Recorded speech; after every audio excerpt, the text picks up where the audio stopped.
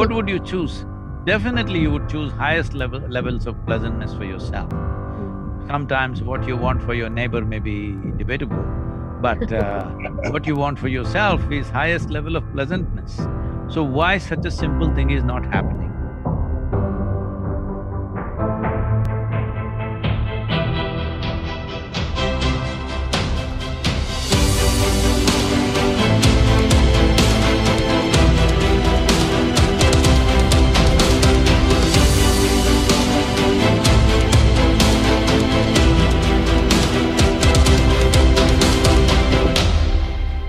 I loved Sadhguru, the notion of, in America or in the West anyways, so many people are seeking happiness. They're searching after happiness. They're trying to find happiness.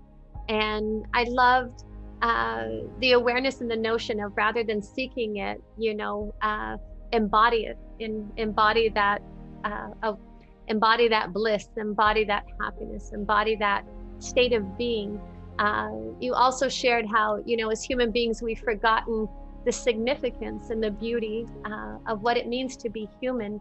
Can you just expand on that? That one statement has just lingered in my being, and it's just so true.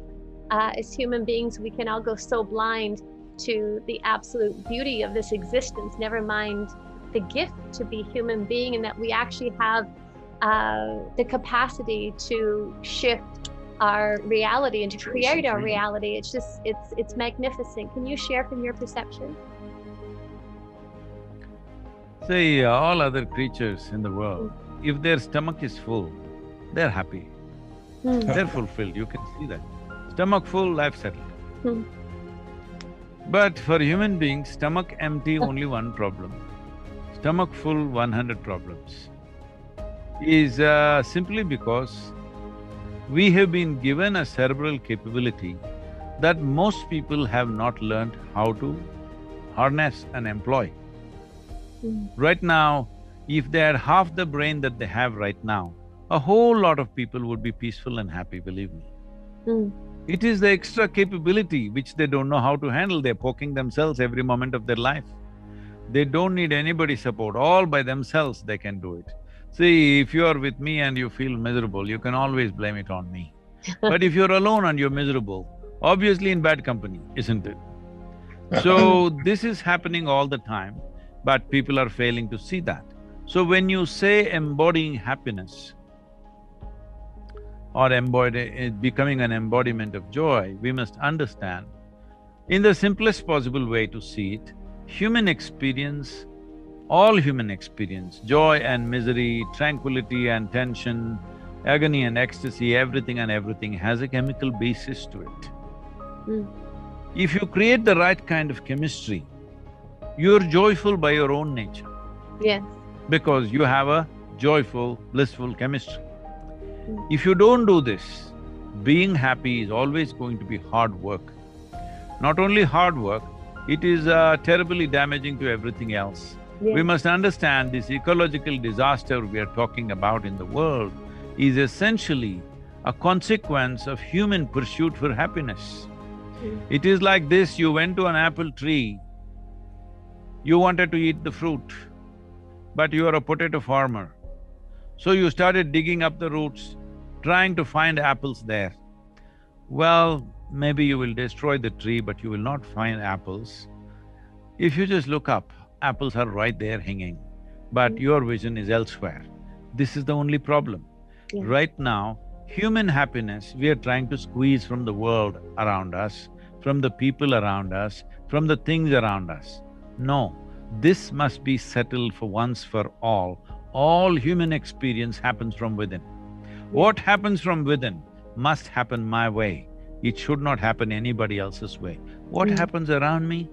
So many people are involved, my way is a little bit, your way is a little bit, somebody else. There are too many forces on the surroundings. But within myself, what happens must happen my way. Tell me, if your within or your insides happen just the way you want, would you choose joy or misery? Would you choose bliss or, suffering? What would you choose? Definitely you would choose highest levels of pleasantness for yourself. Sometimes what you want for your neighbor may be debatable, but what you want for yourself is highest level of pleasantness. So why such a simple thing is not happening? Simply because we have lost this distinction as to what is psychological and what is existential. We are misunderstanding our psychological process.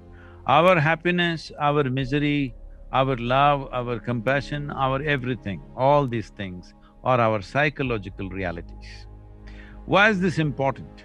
It is important because if you do not create a pleasant ambience of psychological well-being within yourself, your ability to live life will be greatly diminished.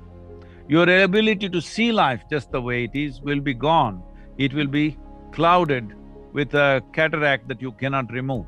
So it's important that your experience of life is pleasant.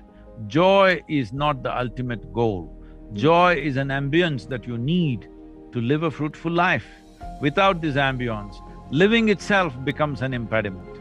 You yourself become a terrible impediment or a big issue. When you are a big issue, how will you address any issues in the world? If you really want to handle the issues in the world, one important thing is, you are not the issue. There are many problems in the world, but you should not be the problem in your life. If this one problem, if you remove, that you are not the problem, you will see rest of the problems, we'll handle it to the best of our capabilities, and that's all there is.